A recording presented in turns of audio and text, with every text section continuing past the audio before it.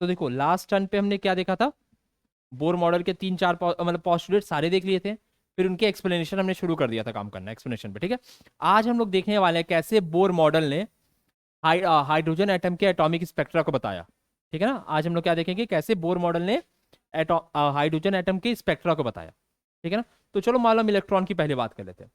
तो इलेक्ट्रॉन है बाबू, जहां पर उसका एंगुलर मोमेंटम कंजर्व होगा, यानी h/2 पाई का इंटीग्रल मल्टीपल होगा, वहां पर वो उसका ग्राउंड स्टेट हो जाएगा, यानी वहां पर बिना एनर्जी रेडिएट किए घूमेगा, ठीक है, सर्कुलर ऑर्बिट मोशन करेगा, ठीक है। अब जब इसको एक्साइटेशन की एनर्जी मिलेगी, जब इसको एक्साइटेशन की एनर्जी मिलेगी और ये अपने ऑर्बिट को छोड़ के ऊपर किसी भी ऑर्बिट में जाता है, तो वो जो ऑर्बिट है वो एक्साइटेड स्टेट कहलाता है, ठीक है ना। अब जब ये वहां से वापस नीचे आएगा, जब ये वापस ट्रांजिशन करेगा नीचे के ऑर्बिट पे, तो इस समय क्या करेगा, एनर्जी रेडिएट करेगा, इस समय एनर्जी रेडिएट करेगा, और ये एनर्जी अगर विजिबल रीजन में आएगा तो हमें दिखाई देगा। ये बात तो क्लियर हो गई थी। तो इसको बोर्ड ने कैसे प्रूव किया, ठीक है। तो अगर हम देखें थोड़ा ध्यान से,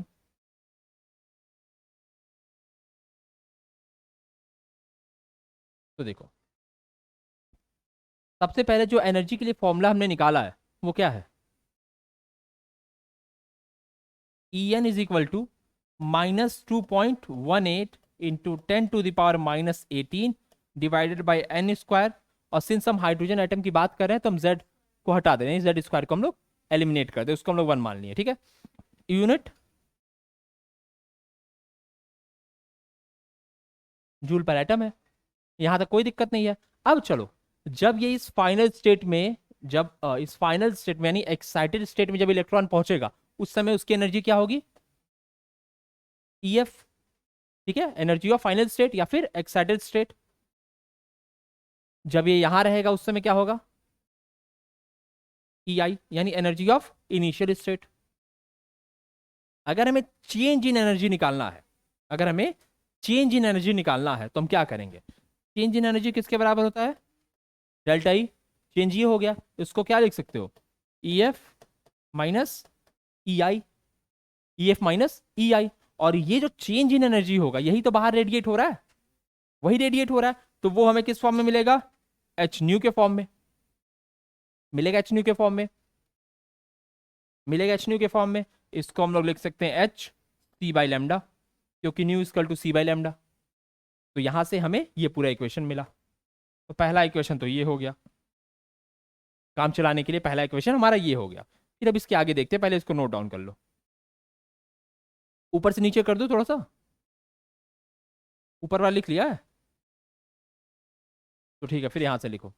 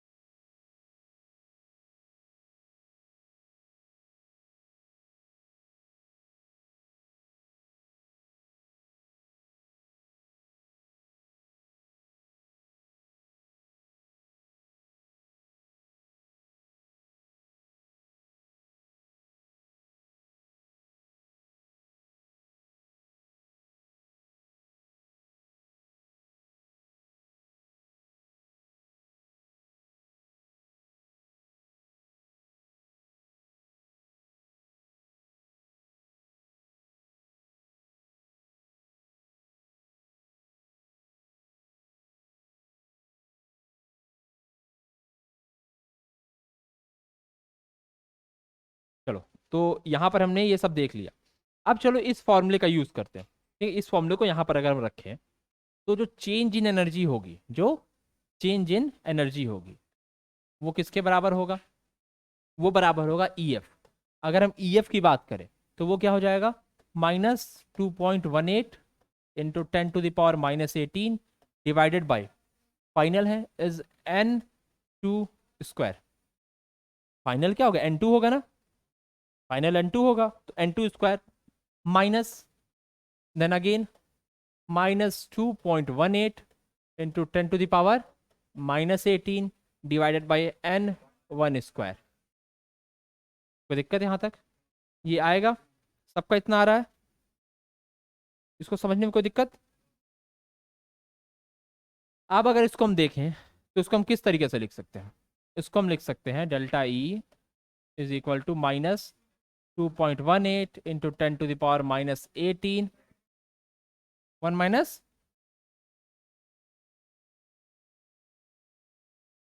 ये लिख देंगे। यहां तक कोई दिक्कत? ठीक है, अब माइनस हटाते हैं, हमें माइनस का काम तो है नहीं, इस माइनस को हटाते हैं। जब इस माइनस को हटाएंगे तो इस इक्वेशन को हम क्या क्या कर देंगे,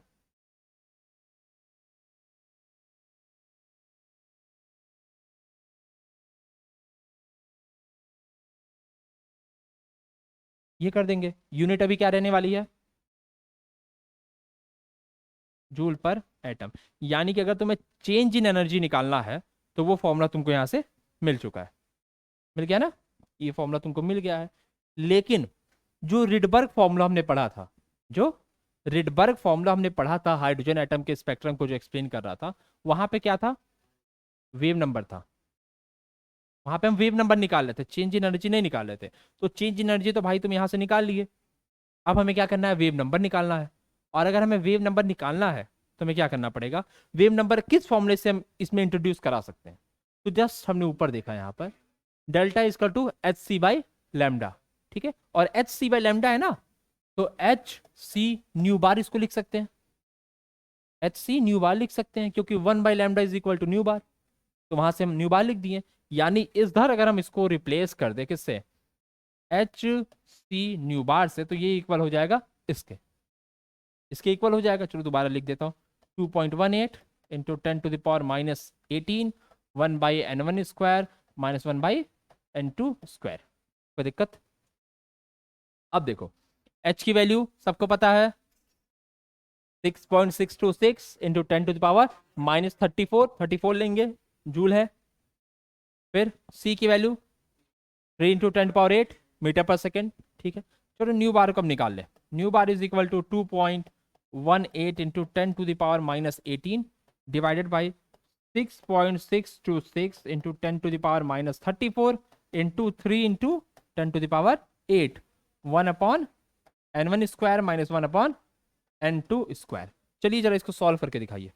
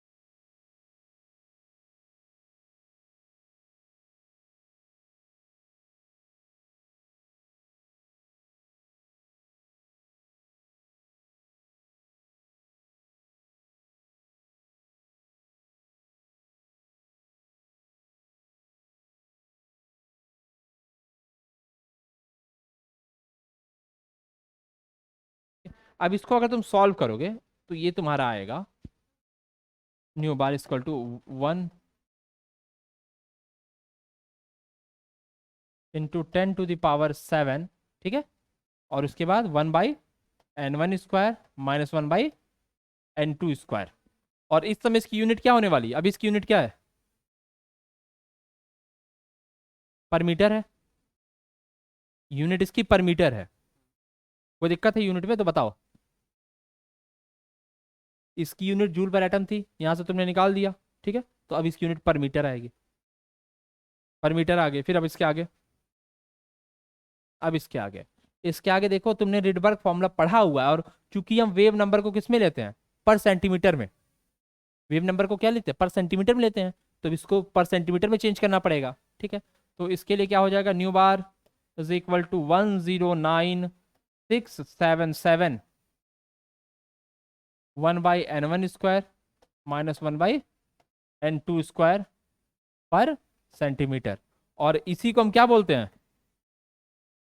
रिडबर्ग कांस्टेंट बोलते हैं।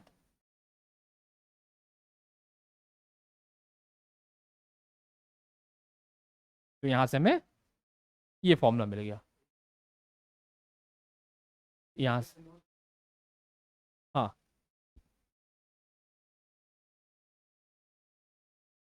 सही है। चलो नोट कर लो इसको।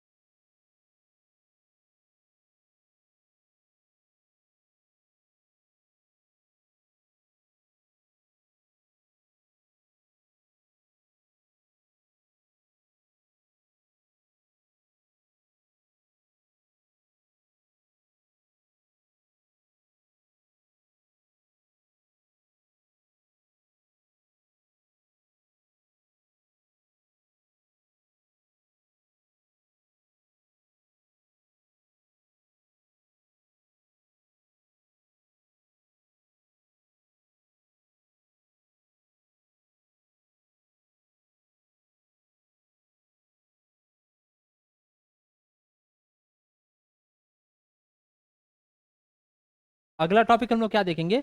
अभी हमने हाइड्रोजन स्पेक्ट्रम देखा है, हाइड्रोजन स्पेक्ट्रम ने देख लिया था।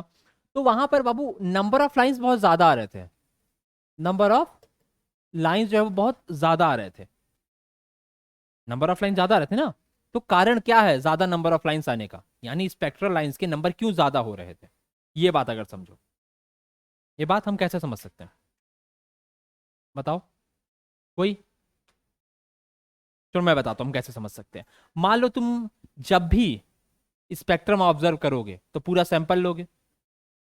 एक मॉलिक्यूल तो लोगे नहीं, क्या लोगे? सैंपल लोगे। अगर तुमने कोई सैंपल लिया तो सैंपल है ये, तो सैंपल में कितने मॉलिक्यूल हो सकते हैं? कितने भी हो सकते हैं। वो तो कोई डिफाइंड है नहीं, तो कितने भी हो सकते हैं। अब हर एक जो मॉलिक्यूल है वो क्या इक्वल एनर्जी अब्जॉर्ब करेगा?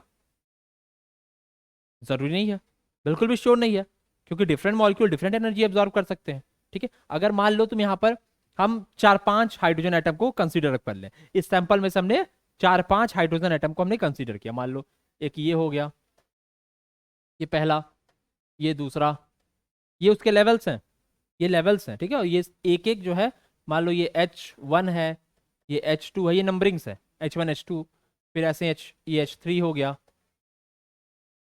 ऐसे करके हमने देखा कि तीन, मान लो 3-4 हमने ऑब्जर्व किया। तो मान लो पहला जो हाइड्रोजन है ये, क्योंकि सब में एक ही इलेक्ट्रॉन होंगे, सब में एक ही इलेक्ट्रॉन होंगे, तो सारे के सारे पहले तो अपने ग्राउंड स्टेट में होंगे। मान लो इसने एनर्जी अब्जॉर्ब किया और ये यहां से यहां पर गया, अब ये वापस से रेडिएट करके यहां आएगा। पहले केस में इसने कुछ और एनर्जी अब्जॉर्ब किया, ये यहां से एक्साइट होके यहां पहुंच गया, अब ये वापस से रेडिएट करके आएगा energy.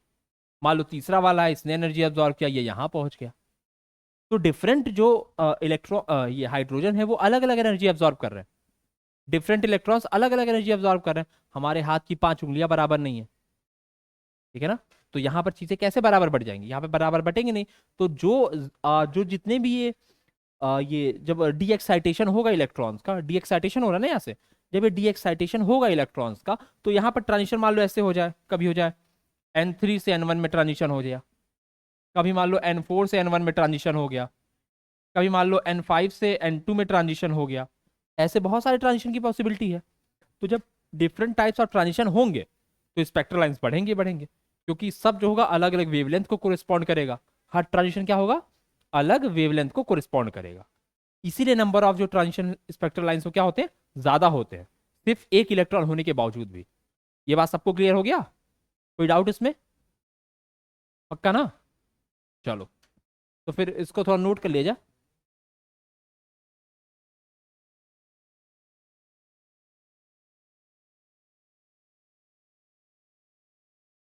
when we take when we take a sample of hydrogen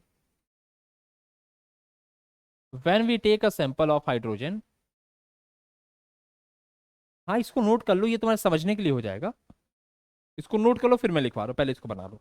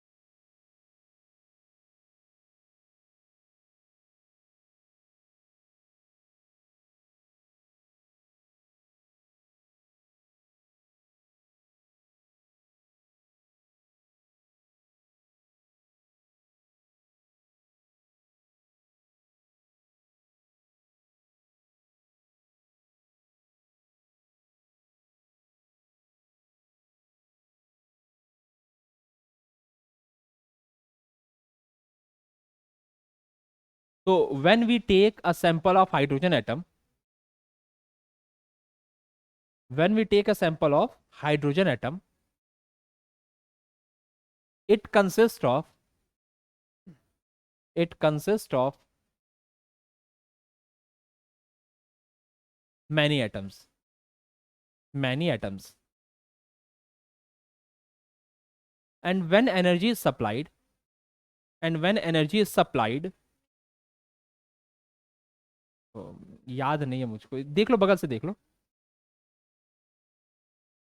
when energy is supplied, different atoms absorbs different energy, different atoms absorbs different energies, different energies, different energies, and excites to different states, and excites to different states.